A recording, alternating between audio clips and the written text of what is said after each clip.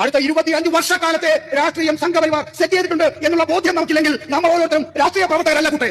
കേരളം നേരത്തെ ബ്രിട്ടാസ് പറഞ്ഞല്ലോ, കേരളം ഇതിൽ നിന്നൊക്കെ വേറിട്ട് നിൽക്കുന്ന ഭൂമികയാണ്. അങ്ങനെ ഒരു തെറ്റിദ്ധാരണ നമുക്ക് വേണ്ട. 2026 CPM പുറത്താക്കി, ഇടതുപക്ഷ ജനാധിപത്യ മുന്നണിയെ പുറത്താക്കി. കേരളമാണ് അവിടുത്തെ ഉന്നം. അതിനാവശ്യമായിട്ടുള്ള സാഹചര്യം ഉണ്ടാക്കി വെച്ചിട്ടുണ്ട്. 2026 നിയമസഭാ തെരഞ്ഞെടുപ്പ് ജാഗ്രതയോടുകൂടി നിന്നിട്ടില്ല എങ്കിൽ കാലിന്റെ അടിയിലെ മണ്ണൊലിച്ചു പോകാൻ ഇനി വെറും 3 വർഷം മാത്രമേ ഉള്ളൂ. 3 വർഷം. 2031 കണക്കാക്കണ്ട, 2029 എന്ന 3 വർഷം മാത്രം കണക്കാക്കിയാൽ മതി. കാരണം എന്താ, ഈ 29 ഇങ്ങനെയാണ് കാര്യങ്ങൾ പോകുന്നതെങ്കിൽ റിസൾട്ട് ഞാനിപ്പോ പറഞ്ഞുതരാം. LDF 31 മുതൽ 33% വരെ വോട്ട്, BJPക്ക് 28% മുതൽ 31% വോട്ട്. ഇതെങ്ങനെ വന്നു എന്ന് നമ്മൾ ചോദിക്കും. കാരണം എന്താ, നമ്മൾ ചൂടുവെള്ളത്തിൽ വീണ തവളയാണ്.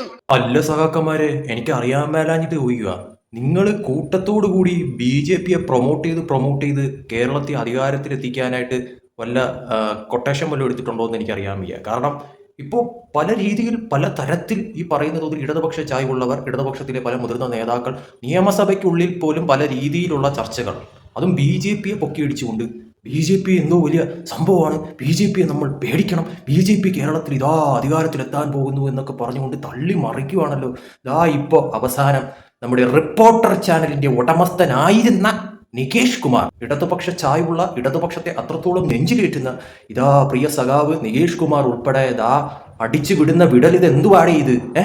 അറിയാൻ മേലാഞ്ഞിട്ട് ചോദിക്കുക. ഇതിപ്പോ വന്ന് കേരളത്തില് BJP എന്ന് പറയുന്ന പാർട്ടി ഇത്രത്തോളം വളർന്ന് പന്തലിച്ചു പോയാടേ. എന്തുവാ ഈ പറയുന്നേ? അറിയാൻ മേലാഞ്ഞിട്ട് ചോദിക്കുക. അങ്ങ് അടിച്ചു വിടുവാണല്ലോ അങ്ങ്. ചേടാ, ഒരു 3 MLA കേരളത്തിലായപ്പോഴത്തേക്കും ഇവർക്ക് ഇത്ര പേടിയോ BJPയെ? അറിയാൻ മേലാഞ്ഞിട്ട് ചോദിക്കുക.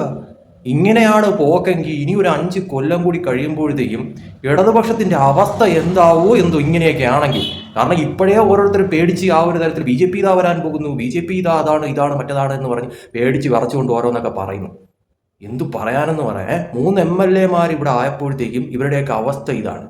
ഇങ്ങനെയാണ് പോക്കെങ്കിൽ ഇത് എല്ലാം കൂടി BJPയുടെ കയ്യിൽ കൊണ്ട് താക്കോല് കൊടുത്ത് നിങ്ങൾ ഇത് അധികാരത്തിൽ ഇരുന്നോ എന്ന് പറഞ്ഞ് എല്ലാം കോംപ്രമൈസ് ആക്കിയിട്ട് മാത്രമേ ഇവർ പോകത്തുള്ളെന്നാ തോന്നുന്നത്. എന്ത് കഷ്ടമാണെന്ന് പറയാം. അല്ലെങ്കിൽ പിന്നെ എന്തൊരു വിടലാണ് ഇവരൊക്കെ ഇങ്ങനെ വിട്ടുകൊണ്ടിരിക്കുന്നത്. ഇതിപ്പോൾ BJPക്കാർക്ക് പ്രൊമോഷൻ്റെ ആവശ്യമൊന്നുമില്ല. BJPക്കാർക്ക് വേണ്ടിയിട്ട് ഇടതുപക്ഷ ചായവുള്ളവർ പ്രത്യേകിച്ച് ബൂസ്റ്റ് ചെയ്ത് ഓരോന്നിങ്ങനെ തള്ളി വിടുന്നുണ്ട്. BJP എന്തോ വലിയ സംഭവമാണ്, BJP അതാണ്, BJP ഇതാണ്, BJP കേരളത്തിൽ മറിക്കാൻ പോകുന്നു, BJP അട്ടിമറിക്കാൻ പോകുന്നു, അതാണ് ഇതാണ് മറ്റേതാണ്. ഇതിൽ നിന്നല്ല എന്താണ് മനസ്സിലായത്? 3 MLA ആയപ്പോഴത്തേക്കും ഇവിടെ പലർക്കും കുരുപൊട്ടിയെന്ന് മാത്രമല്ല, ഇപ്പോൾ ആകപ്പാട പേടിച്ച് വരണ്ടിരിക്കുന്ന അവസ്ഥയിലോട്ട് വരെ കാര്യം എത്തിയെന്നുള്ളത് ഈ ഒരു സംസാരത്തിൽ നിന്ന് പോലും വ്യക്തമായി മനസ്സിലാവുന്ന കാര്യമാണ്. എന്തുപാടേ ഇതൊക്കെ? അറിയാൻ വരാഞ്ഞിട്ട് ചോദിക്കുക.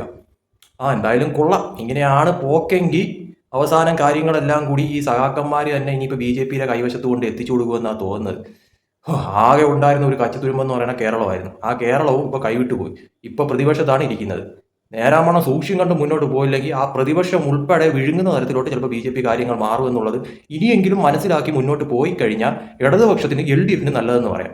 അല്ലെങ്കിൽ അവസാനം എല്ലാം കൂടെ പൊടും തന്നെ വിഴുങ്ങുന്ന കണക്ക് BJP കാര്യങ്ങൾ മാറ്റിയിട്ട് അയ്യോ എന്നൊന്നും വിളിച്ചിട്ട് ഒരു കാര്യമില്ല എന്ന് പറയേണ്ടി വരും.